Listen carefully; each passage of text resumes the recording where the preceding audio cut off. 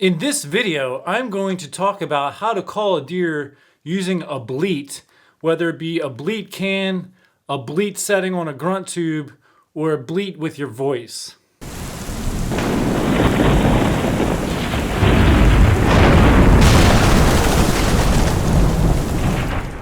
That's right, folks, this is Sean McVeigh with Sean's Outdoor Adventures. And in this video, I'm going to talk about how to call a deer using a bleat. It could be a bleat can, such as this one by Primos or some other brand, a bleat setting in a grunt tube, or with a bleat sound with your own voice. First of all, the bleat is a great call to start with in a lot of calling situations because it's a friendly call, it's non-confrontational. It could be a fawn calling to a doe. It could be a doe saying, I'm ready to breed to a buck. So you could attract both bucks and does with a Doe Bleat. I'm gonna roll the bleat can here. This is the Primos long can. I've had this for a long time and it's worked very well for me, and I've called in a lot of deer. I'll talk about that in a second, but here you go.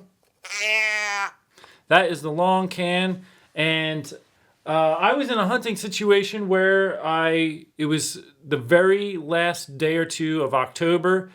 The rut was the deer were starting to heat up, and I felt like this is a good day to try rattling. But I was like, you know what?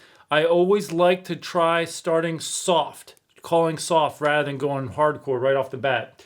So I decided I'm going to roll the bleat can one time, and I just waited. And I immediately heard a grunt, and in came, this was on public land about 1.5 miles in the forest in the state of New York. As soon as I did the bleat, I heard a grunt response, and in came this buck right here. And I ended up getting a shot at him at 25 yards. Now, when a deer, let me say this, when a deer is coming your way, do not call to the deer. So this buck came in, he was in a clear cut that's grown in thick, so you can't even hardly walk through it. And I was intentionally hunting just below the clear cut because bucks will often travel on transition zones in the rut. So a transition zone could be a transition in vegetation or transition in topography. So here I was hunting about 50 yards off of the edge of a clear cut, which was grown in super, super thick. Well, he was up in the clear cut. He came running out and he started looking all around. And I just did not call. I waited. And eventually the buck, he's like, okay, I don't see where she's at. So he turned on an angle and he ended up crossing through an opening I had 25 yards away, and I made a perfect shot and he was down within sight. I'm going to say another example here. I used to guide in the state of Illinois for a hunting outfit there.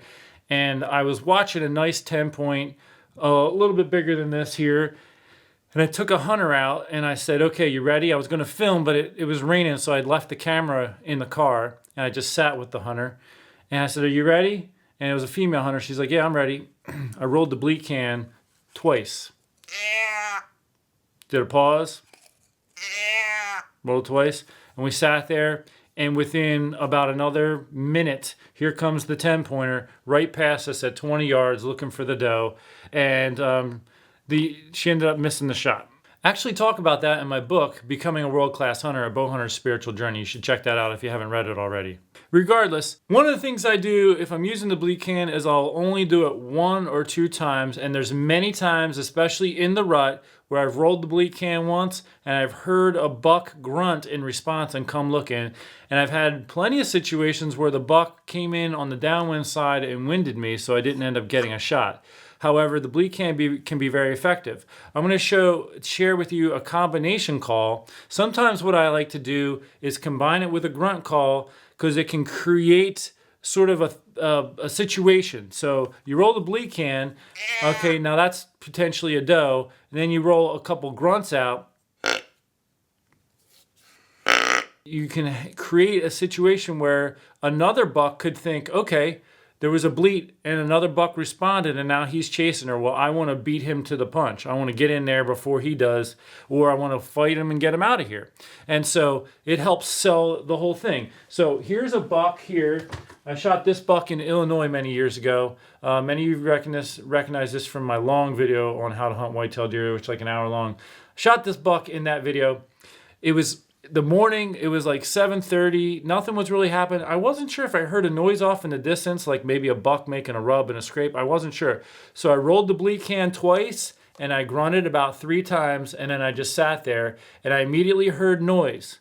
And I heard noise, and up this buck came up onto the ridge where I was at, and he started to work his way right toward me. He came right to the tree and looked up. He ended up actually looking up at me, but I didn't move. He turned and gave me a perfect broadside shot, and I took it and obviously brought him home. Now, this Grunt Tube here has an adjustable reed on it, so you can change the calls. You can slide it up toward the tip, and it'll do a bleat. I never use that because I can kind of create the same sound with my throat, and it's actually a little more authentic. So let me show you an example. So when you blow into something like this on that, you're getting a sound similar to that. The reason why I like using my own vocals though is because I can add some realism to it. So if you've ever heard a fawn bleat out in the wild, it's not just, very often, it's not just a straight, sometimes there's some variations to the beginning or the end, so it might go, and so it's calling for its mother. If you're in the early archery season, I've actually done this. I've had situations where I'm sitting there leaning against a tree up in my tree stand, just bored, nothing seems to be moving. And I remember the very first time I decided to try to do it, I'm like, I did it like 3, 4, maybe even 5 times, and I just sat there. I'd say 3, 4 minutes later, I look over, here comes a doe, looking right where's the fawn at? You know, see, a lot of times does, they get separated from the fawns and they want to meet back up. And so a bleat like that, especially in early archery season, can be very effective for getting a doe in if you're just looking for some meat. I've also talked to lots of hunters who have used the can even in early archery season and had a buck come in looking. But I find this to be most effective right when you're getting into that end of October, early November time period. That's when I'll start taking this out of my backpack, or I'll just use my own vocals, because you can create this type of a sound with your own vocals. That's similar to how we have that little progression with the sound this makes.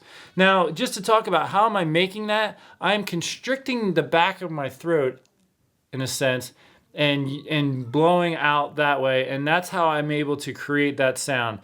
It's a little hard for me to put into words, but I think if you played around with your own vocals and constricting that muscle in the back of your throat back here, you may be able to mimic that sound as well.